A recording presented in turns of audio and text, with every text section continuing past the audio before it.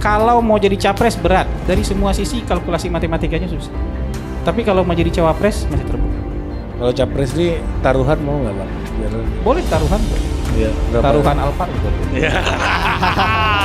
Taruhan Alphard nih, apa banget Hasan Nasbi. Ya abang ada, kita nggak ada.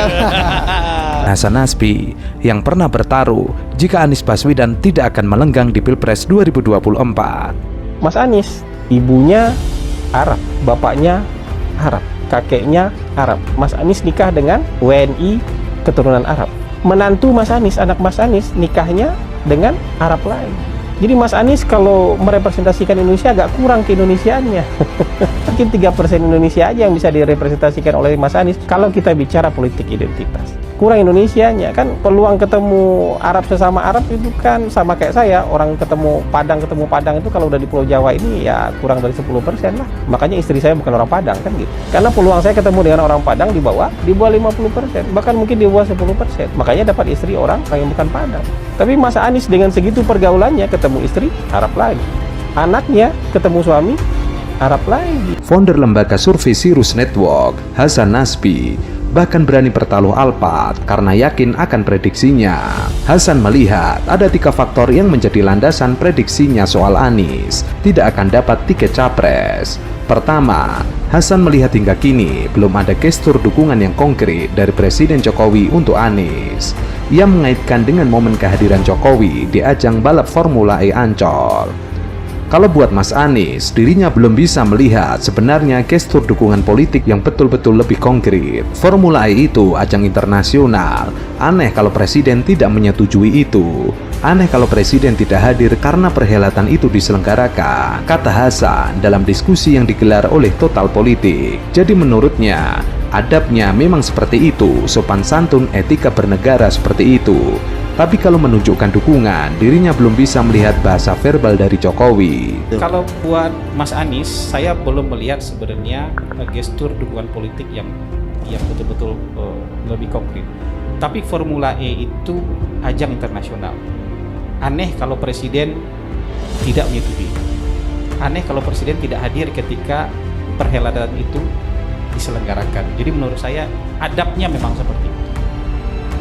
Sopan santun, etikanya, bernegaranya memang seperti itu. Tapi kalau menunjukkan dukungan, saya belum melihat bahasa verbalnya. Poin kedua, Hasan bicara soal politik identitas. Hasan menilai strategi politik identitas di masa lalu ini akan menjadi hambatan bagi Anies. Tapi yang perlu diwaspadai adalah, misalnya gini, ada orang yang pernah memanfaatkan politik identitas tapi kalah, dirinya akan introspeksi. Nah pertanyaannya adalah, ada orang yang pernah memanfaatkan politik identitas tapi menang, introspeksi nggak kira-kira? Tapi yang perlu diwaspadai adalah, misalnya gini, ada orang yang pernah memanfaatkan politik identitas tapi kalah, saya rasa dia akan introspeksi.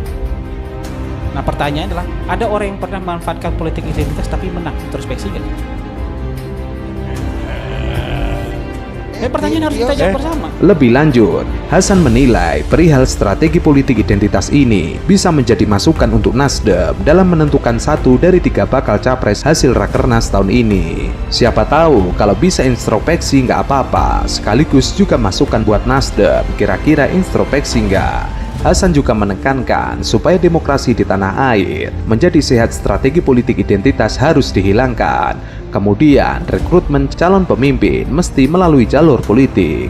Itu harus menjadi pertimbangan betul, jangan cuma sekedar ngusung-ngusung dan segala macam. Tapi gini, secara populer vote populer, tapi baik nggak secara kualitas, tapi nggak baik secara kualifikasi. Termasuk juga dirinya sepakat ke depan, kalau demokrasi buat sehat memang harus lewat rekrutmen politik di jalur politik. Jadi hari ini merasa besar, masuklah parpol.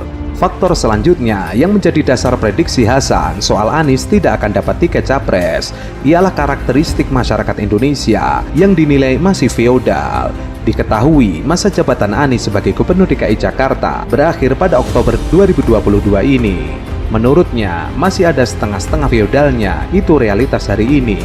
Jadi begitu orang punya jabatan, semua akan datang. Selain minta tanda tangan, undang ngopi, sekedar bertamu, audiensi foto, dan segala macam. Tapi begitu tidak punya jabatan, jangankan mau keliling-keliling bertemu konstituen, nyari teman foto susah, nyari teman ngopi juga mulai susah. Ajudan yang biasanya menyiapkan segala macam sudah tidak ada.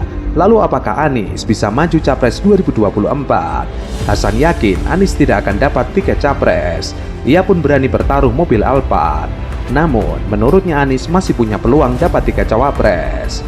Ia mengatakan Anies mau jadi Capres berat dari semua sisi. Kalkulasi matematikanya sudah susah. Tapi kalau mau menjadi Cawapres masih terbuka. Taruhan boleh, taruhan Alphard juga boleh. Kalau mau jadi Capres berat dari semua sisi, kalkulasi matematikanya susah. Tapi kalau mau jadi Cawapres masih terbuka. Kalau Capres nih taruhan mau nggak bang? Biar...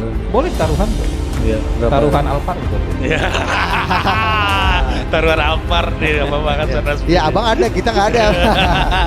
Kiriman kepala babi. Ini dinilai Terus apa yang terjadi pas dikirim itu, apa yang terjadi? Ini semacam ancaman kepada para pers. kebebasan pers, Pak.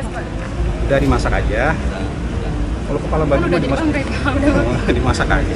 Ada juga anggapan jadi ancaman pembunuhan gitu Pak, gimana Pak responnya Pak? Enggak lah, saya lihat dari media sosialnya Francisca yang wartawan Tempo itu, dia justru minta dikirimin daging babi. Itu kan semacam jokes lagi. Iya, sama artinya dia nggak terancam kan. Buktinya dia bisa bercanda, kirimin daging babi. Kepala Kantor Komunikasi Kepresidenan Hasan Nasbi merespon kasus teror kepala babi di kantor Tempo. Dengan santai ia menyarankan agar kepala babi itu dimasak saja. Awal media sempat menegaskan bahwa kepala babi yang dikirim ke kantor Tempo sudah tidak layak dikonsumsi. Namun Hasan tetap dengan jawaban untuk dimasak saja. Ia tidak menanggapi teror itu sebagai ancaman pembunuhan. Sebaliknya, ia justru menyebut wartawan Tempo Francisca Christy Rosana alias Cica tampak santai merespon teror tersebut. Ia seperti enggan merespon lebih jauh soal teror kepala babi ke kantor Tempo. Menurutnya, hal itu merupakan masalah Tempo dengan pihak lain.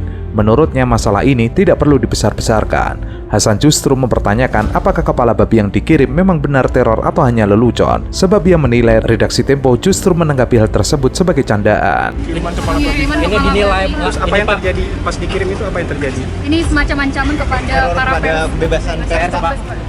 Udah dimasak aja. Kalau kepala babi Udah mau jadi dimasak, mereka udah. dimasak aja. Ada juga anggapan jadi ancaman pembunuhan gitu Pak, gimana Pak responnya Pak? Enggak lah, saya lihat dari media sosialnya Francisca yang wartawan Tempo itu, dia justru minta dikirimin daging babi. Itu kan semacam jokes lagi. Iya, sama artinya dia nggak terancam kan. Buktinya dia bisa bercanda, kirimin daging babi. Sebelumnya kantor Tempo mendapatkan paket berisi kepala babi. Teror tersebut merupakan bentuk upaya pembungkaman terhadap kebebasan pers. Pimret Tempo mengatakan pihaknya akan segera mengambil langkah untuk menindaklanjuti teror tersebut. Kiriman paket berisi kepala babi itu terjadi pada hari Rabu. Kepala babi tersebut dibungkus kotak kardus yang dilapisi styrofoam. Paket itu ditunjukkan kepada Cica. Di Tempo, Cica adalah nama panggilan Francisca Christy Rosana, wartawan Des Politik dan host siniar Bocor Alus Politik. Ada alamatnya? Nggak ada.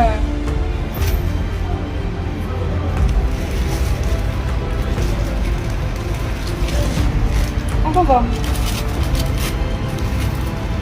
Daging. Kepala babi kan? Iya. Coba buka. Iya ini. Tuh. Babi kan? Gua salah ya. Ya.